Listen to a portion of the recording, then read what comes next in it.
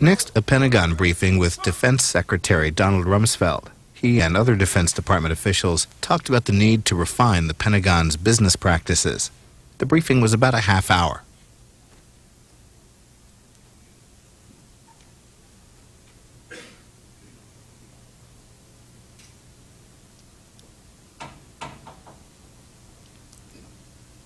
Ladies and gentlemen, the Honorable Pete Aldridge, Undersecretary of Defense for Acquisition, Logistics, and Technology.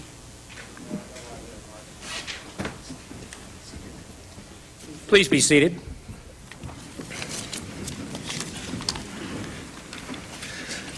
I'd like to welcome the Secretary, the Vice Chairman of the Joint Chiefs of Staff, General Richard B. Myers, the Secretary of the Army, Honorable Tom White, Secretary of the Air Force, the Honorable Jim Roach, the Undersecretary of the Navy, the Honorable Susan Livingstone, Mr. Wynn, Ms. Morales, and honored guests of today's event.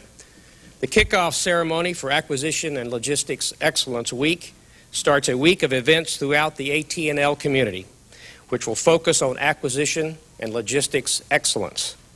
I encourage the AT&L community to participate and learn from the events in their local organizations. Now, I would like to introduce General Richard Myers, Vice Chairman of the Joint Chiefs of Staff and nominee for the Chairman of the Joint Staff, who will provide us a warfighter's perspective. One of General Myers' many accomplishments has been to increase the utility of the Joint Requirements Oversight Council by giving it more front-end influence in the acquisition process. In doing so, he put teeth into the notion of interoperability. As we start down the road of transformation, General Myers represents the perfect match of man to moment. General Myers. Well, good morning, everybody. Thank you, Secretary Aldridge, for that introduction, and Secretary Rumsfeld, service secretaries, other distinguished guests in the audience. You know, in trying to prepare these remarks, they're supposed to be short, yet have a punch. But they said, the staff said, we offer you a couple of warnings. First, don't drone on forever. And second, say something interesting. With a 4-minute time slot, I can guarantee this is going to be short. But as a former fighter pilot talking to a bunch of acquisition logistics folks, I don't know about the interesting part. Or at least I wouldn't have until I served in various acquisition and joint assignments over the year. And it's given me a perspective, I think, that helps me, in my belief, what an absolutely critical role acquisition logistics professionals play, particularly in driving the armed forces toward achieving our national security objectives. So I was really pleased to see the posters throughout the Pentagon that had your theme on it, from reform to excellence. And I think that's exactly on target. And I think it's forward-looking while recognizing what needs to be done to get there today. However, if I can pick at themes for just a minute, let me pick at this one. It projects excellence in the future, and I think we all obviously realize that we need to reform and achieve excellence in parallel. So don't be drawn into the trap of thinking that we're going to reform now and then develop excellence in our work later. It's critical that we continue both of those on a parallel track. In fact, I've always thought you've done pretty well up to this point. I know you've done excellent work. How else, for example, could we make the credible claim of having the best armed forces in the world if you hadn't performed in an excellent manner? The beauty of your theme for this conference, however, is that you clearly realize that no matter how well we're doing currently, there is always room for improvement. And discussions you'll have over the next several days will highlight some of the things that all of us can do better. In a few minutes, Secretary Rumsfeld will offer you some ideas as well. And if you would, I'd also like you to keep a couple of other things in mind during your discussions. The first and the most important has to do with your focus. And that focus must remain completely on the warfighter. You've been outstanding acquirers and maintainers for your services. But and I think you realize, you're part of a larger system designed to put the best possible systems into the hands of the warfighter, and particularly the joint warfighter, since that's how we do our business. I think we're doing much better today than 10 years ago, when service parochial interest almost scuttled capabilities like JSOW, JDAM, and AIM-9X. And there are probably some in this audience who recognize exactly what I'm talking about. We've come a long way since those days. The second item, since our focus must absolutely be on systems to benefit the joint warfighter in the battle space, those systems must be born joint. And I don't mean for this idea to usurp the service Title X responsibilities to organize, train, and equip. That is very, very important. But there's absolutely no reason why the services can't acquire new systems without keeping in mind how they enable the Joint Warfighting Commander to integrate them with other services systems in accomplishing the mission. We prefer to train like we fight, and that is jointly. So we must acquire systems that are born to train and fight jointly as well. This is the new focus of the JROC, as Secretary Aldridge said, and I think we're making tremendous progress. We are indeed fortunate, I believe, to have a Secretary of Defense who understands that and understands what it will take to implement that kind of change. It's one of the keys, I'm certain he'll agree, to true transformation. That he is ideally poised to lead us in that transformation is no surprise. The Secretary has experience in very nearly every entity that would be charged with implementing transformation, and for that matter, that would be affected by its outcome. Navy fighter pilot, member of Congress, ambassador to NATO, White House Chief of Staff, enormously successful private businessman, once and again, our Secretary of Defense. There couldn't possibly be a more credible litany of experience for the man guiding us through the transformation of our armed forces. Ladies and gentlemen, it's my distinct pleasure to introduce our leader, our Secretary of Defense, Donald Rumsfeld.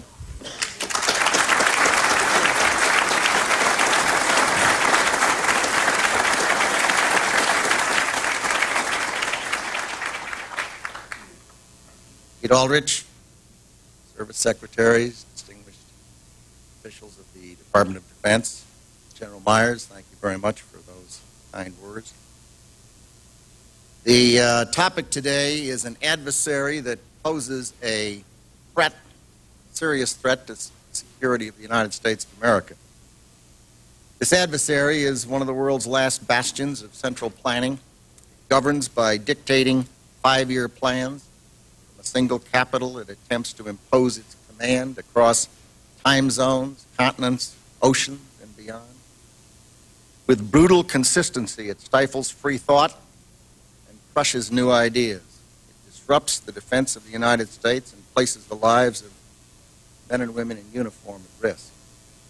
Perhaps this adversary sounds like the former Soviet Union, but that enemy's gone. Our foes are more subtle and implacable today.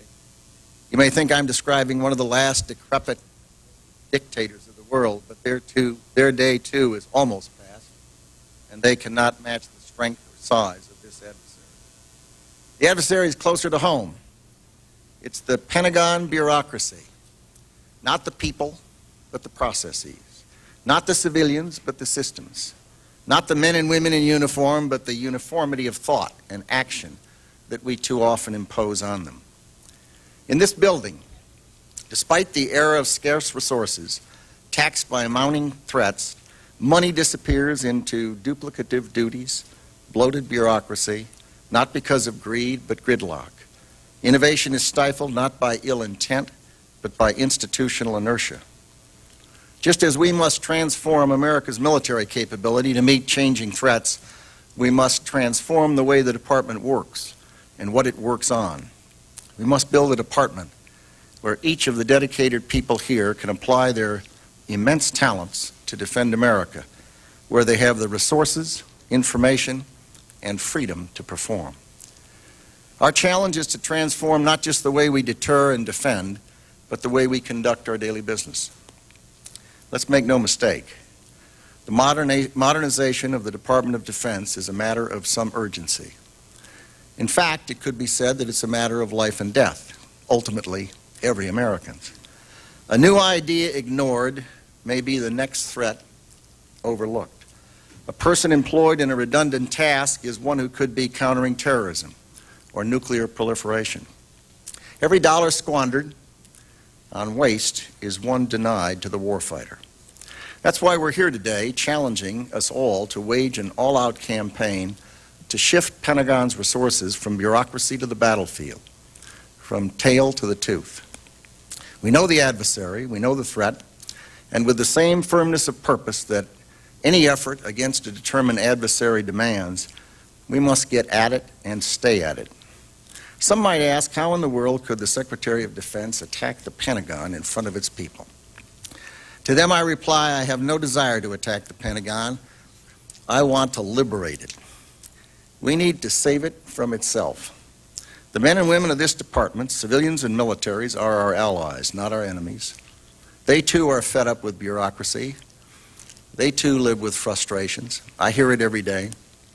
And I'll bet $1 to a dime that they too want to fix it. In fact, I bet they even know how to fix it.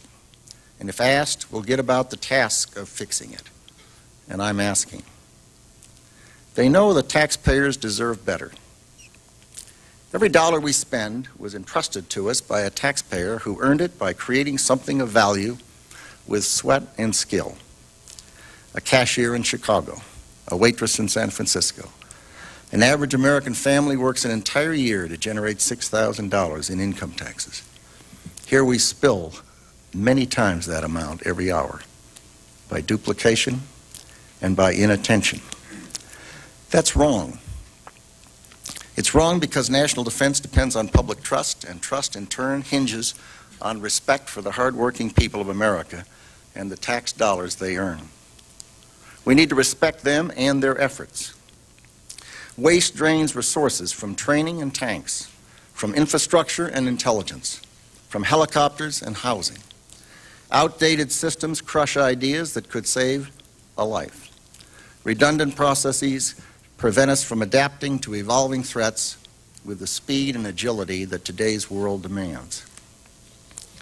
Above all, the shift from bureaucracy to the battlefield is a matter of national security. In this period of limited funds, we need every nickel, every good idea, every innovation, every effort to help modernize and transform the U.S. military. We must change for a simple reason. The world has, and we have not yet changed sufficiently. The clearest and most important transformation is from a bipolar Cold War world where threats were visible and predictable to one in which they arise from multiple sources, most of which are difficult to anticipate, and many of which are impossible even to know today. Let there be no question.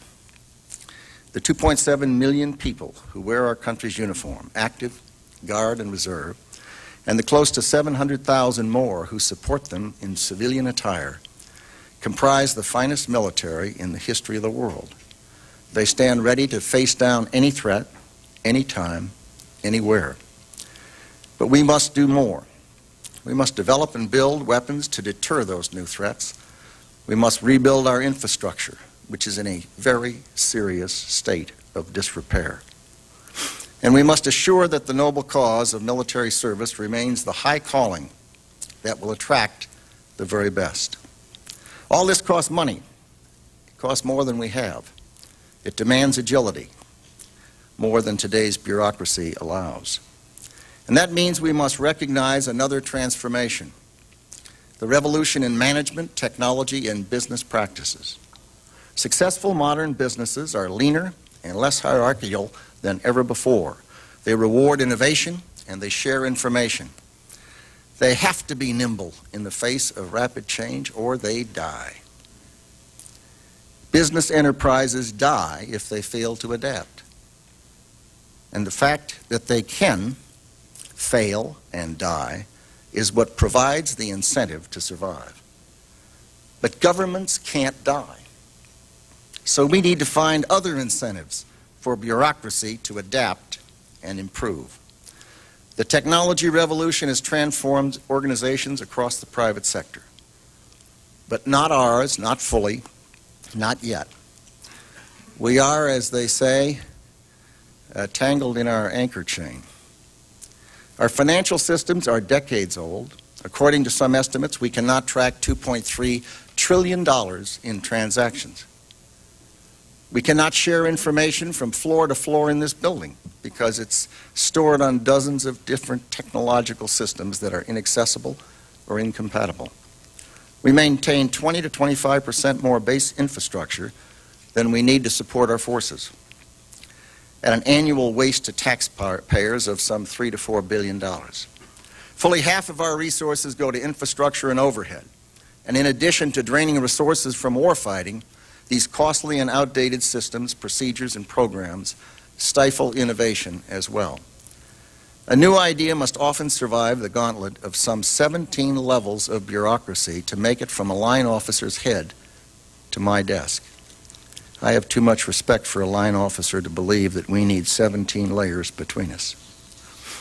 Our business process and regulation seems to be engineered to prevent any mistake, and by so doing, they discourage any risk.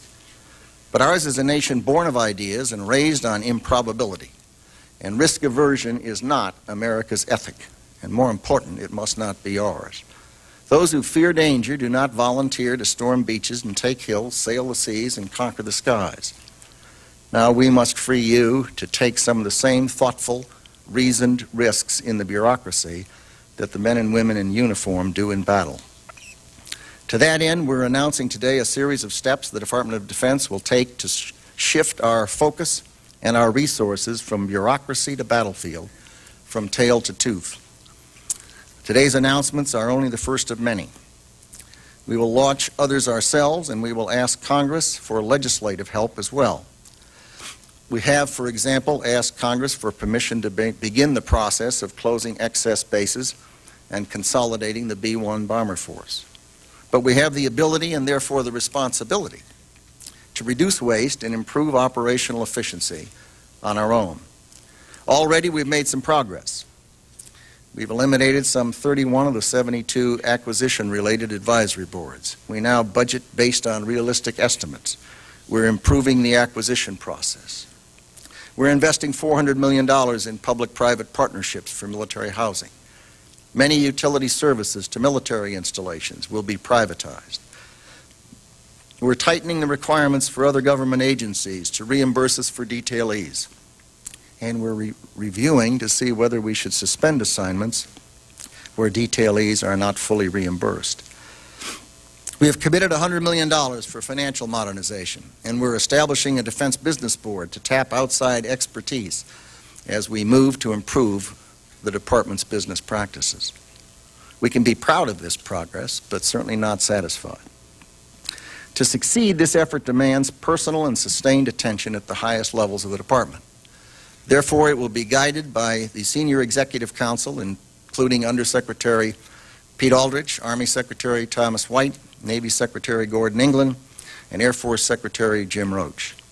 These leaders are experienced, talented, and determined. I am delighted they are on our team. I would not want to try to stop them from what they came into this department to do. I expect them to be enormously successful, as they have in their other endeavors throughout their lives. Because the department must respond quickly to changing threats, we're overhauling the 40-year-old Planning, Programming, and Budgeting System, or PPBS. The annual process of forecasting threats for the next several years, matching threats to programs and programs to budgets.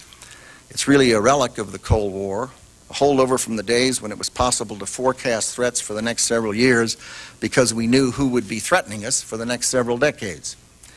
It's also a relic of the Cold War in another regard. PPBS is, I suppose, one of the last vestiges of central planning on Earth. We've combined the programming and budgeting phases to reduce duplicative work and speed decision-making. The streamlined process that should result will be quicker and cheaper and more flexible. In order to make decisions more quickly, we must slash duplication and encourage cooperation. Currently, the departments of the Army, the Air Force, and the Navy operate separate but parallel staffs for their civilian and uniformed chiefs. These staffs largely work the same issues and perform the same functions. Secretaries White and Roach will soon announce plans for realigning the departments to support information sharing, speed decision-making, integrate reserve and guard headquarters into department headquarters.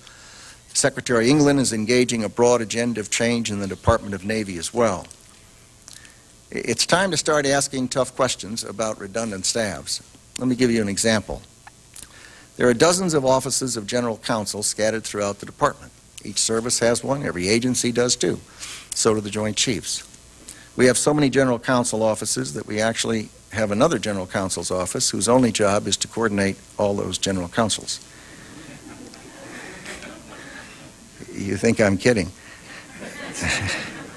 The same could be said of a variety of other functions, from public affairs to legislative affairs. Now, maybe we need many of them, but I have a strong suspicion that we need fewer than we have, and we're going to take a good hard look and find out. Department headquarters are hardly the only scenes of redundant bureaucracy. Healthcare is another. Each service branch has its own surgeon general and medical operation. At the department level, 4 different agencies claim some degree of control over the delivery of military health care. Consider this snapshot. 1 out of every 5 officers in the United States Navy is a physician. That's not to single out the Navy or to suggest that too many doctors wear uniforms. The Navy and Marine Corps' forward deployments generate unique medical needs. Rather, it's to say that some of those needs, especially where they may involve general practice or specialties unrelated to combat, might be more efficiently delivered by the private sector. And all of them would likely be more efficiently delivered with fewer overlapping bureaucracies. We've begun to consolidate healthcare delivery under our tri-career management activity. Over the next 2 years, we will reform the procurement of care from the private sector. I've asked the military departments and Personnel and Readiness Organization to complete a revamping of the military health system by fiscal year 2003. DoD also has 3 exchange systems and a separate commissary system, all providing similar goods and services. The Congressional Budget Office estimates that consolidating them could save some $300 million. I've asked that we promptly explore the use of tools like consolidation and contracting to ensure our uniformed personnel and their families get the very best. Congress has mandated that we reduce headquarters staffs by 15% by fiscal year 2003. I have ordered at least an overall 15% reduction from fiscal year 1999 levels in the numerous headquarters staffs overall throughout the department, from the Pentagon to the sinks to every base headquarters building in the world. It's not just the law, it's a good idea, and we're going to get it done. It's the right thing to do. To transform the department, we must look outside this building as well. Consequently, the Senior Executive Council will scour the department for functions that could be performed better and more cheaply through commercial outsourcing. Here, too, we must ask tough questions. Here are a few. Why is DoD one of the last organizations around that still cuts its own checks? When an entire industry exists to run warehouses efficiently, why do we own and operate so many of our own? At bases around the world, why do we pick up our own garbage and mop our own floors rather than contracting services out, as many businesses do? And surely we can outsource more computer system support. Maybe we need agencies for some of those functions. Indeed, I know we do. Perhaps a public-private partnership would make sense for others, and I don't doubt at least a few could be outsourced altogether. Like the private sector's best-in-class companies, DoD should aim for excellence in functions that are either directly related to warfighting or must be performed by the department. But in all other cases, we should seek suppliers who can provide these non-core activities efficiently and effectively. The Senior Executive Council will begin a review of the Defense Finance and Accounting Service, the Defense Logistics Agency, and Defense Information Service Agency. Harnessing the expertise of the private sector is about something more, however. The Department of Defense was once an engine of technological innovation. Today, the private sector is leading the way in many respects. Yet DoD makes it harder and harder for us to keep up, and for those who do keep up, to do business with the department. Consider that it takes today twice as long as it did in 1975 to produce a new weapon system, at a time when new generations of technology are churned out every 18 to 24 months. That virtually guarantees that weapon systems are at least a generation old, technologically, the day they're deployed. Meanwhile, our process and regulations have become so burdensome that many businesses have simply chosen not to do business with the Department of Defense. To transform the department, we must take advantage of the private sector's expertise. I've asked the members of the Senior Executive Council to streamline the acquisition process and spur innovation in our traditional supplier base. Finally, and perhaps most important, we must forge a new compact with warfighters and those who support them, one that honors their service and understands their needs and encourages them to make national defense a lifelong career. Many of the skills we most require are also in high demand in the private sector, as all of you know. To compete, we need to bring the Department of Defense the human resources practices that have already transformed the private sector. Our compact with warfighters will address quality of life issues like improvements in health care and housing, where we will make more use of public-private partnerships, and by working to reduce the amount of time they must spend away from their families on deployment. No business I have known could survive under the policies we apply to our uniformed personnel. We encourage and often force servicemen and women to retire after 20 years of service, after we've spent millions of dollars to train them, and when, still in their 40s, they're at the peak of their talents and skills. Because our objective is to produce generalists, officers are most often rotated out of assignments every 12 to 24 months, giving them a flavor of all things, but too often making them experts at none. Both policies exact a toll in institutional memory, in skill, and in combat readiness. To that end, we intend to submit revised personnel legislation to the Congress at the beginning of fiscal year 2003. If a shortcoming on the uniform side is moving personnel too much, on the civilian end, we map hardly any career path at all. There, too, we must employ the tools of modern business, more flexible compensation packages, modern recruiting techniques, and better training. Let me conclude with this note. Some may ask defensively so, will this war on bureaucracy succeed where others have failed? To that I offer three replies. First is the acknowledgement, indeed this caution. Change is hard. It's hard for some to bear, and it's hard for all of us to achieve. There's a myth, sort of a legend, that money enters this building and disappears like a bright light into a black hole, never to be seen again. In truth, there is a real person at the other end of every dollar, a real person who's in charge of every domain, and that means that there will be real consequences from and real resistance to fundamental change. We will not complete this work in 1 year, or 5 years, or even 8 years. An institution built with trillions of dollars over decades of time does not turn on a dime. Some say it's like turning a battleship. I suspect it's more difficult. That's the disadvantage of size. But here's the upside. In an institution this large, a little bit of change goes a very long way. If we can save just 5% of 1 year's budget, and I have never seen an organization that couldn't save 5% of its budget, we would free up some $15 to $18 billion to be transferred from bureaucracy to the battlefield, from tail to tooth. Even if Congress provides us every nickel of our fiscal year 02 budget, we will still need these extra savings to put towards transformation in this department. Second, this effort is structurally different from any that preceded it, I suspect. It begins with the personal endorsement, in fact, the mandate of the President of the United States. President Bush recently released management agenda that says that performance, not promises, will count. He is personally engaged and aware of the effort that all of you are engaged in. The battle against a stifling bureaucracy is also a personal priority for me and for the service secretaries. One that will, through the Senior Executive Council, receive the sustained attention at the highest level of this department. We have brought people on board who have driven similar change in the private sector. We intend to do so here. We will report publicly on our progress. The old adage that you get what you inspect, not what you expect, or put differently, that what you measure improves, is true. It is powerful, and we will be measuring.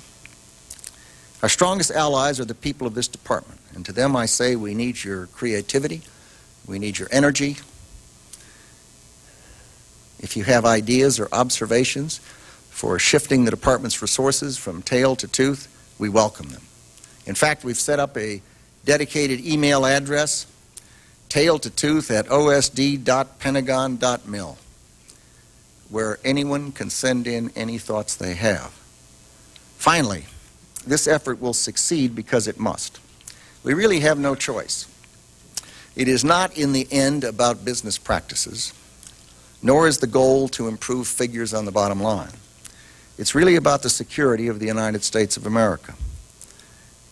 And let there be no mistake, it is a matter of life and death. Our job is defending America, and if we cannot change the way we do business, then we cannot do our job well. And we must. So today we declare war on bureaucracy, not people, but processes, a campaign to shift Pentagon resources from the tail to the tooth. All hands will be required, and it will take the best of all of us. Now, like you, I've read that there are those who will oppose our every effort to save taxpayers' money and to strengthen the tooth-to-tail ratio. Well, fine. If there's to be a struggle, so be it. But keep in mind the story about the donkey, the burro, the ass. The man and the boy were walking down the street with the donkey, and people looked and laughed at them and said, "Isn't that foolish? They have a donkey and no one rides it." So the man said to the boy, "Get on the donkey. We don't want those people to think we're foolish." So they went down the road, and people looked at the boy on the donkey and the man walking alongside. "Isn't that terrible? That young boy is riding the donkey and the man's walking." So they changed places, went down the road. People looked and said, "Isn't that terrible? That strong man is up there on the donkey and making the little boy walk." So they both got up on the donkey. The donkey became exhausted, came to a bridge, fell in the river, and drowned. And of course, the moral of the story is, if you try to please everybody, you're going to lose your donkey.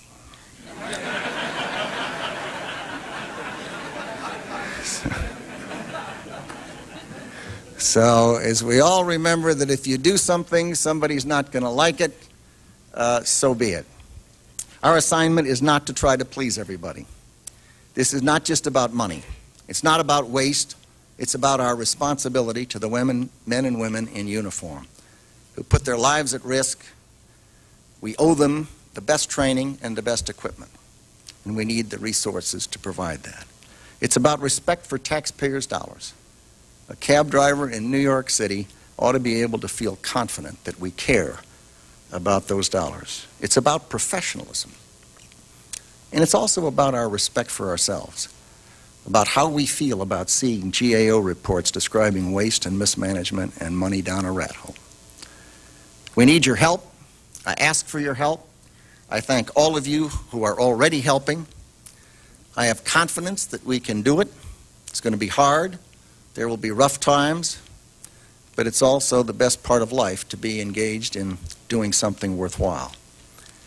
Every person within earshot wants to be a part of a proud organization, an organization that cares about excellence in everything it does. I know it. You know it.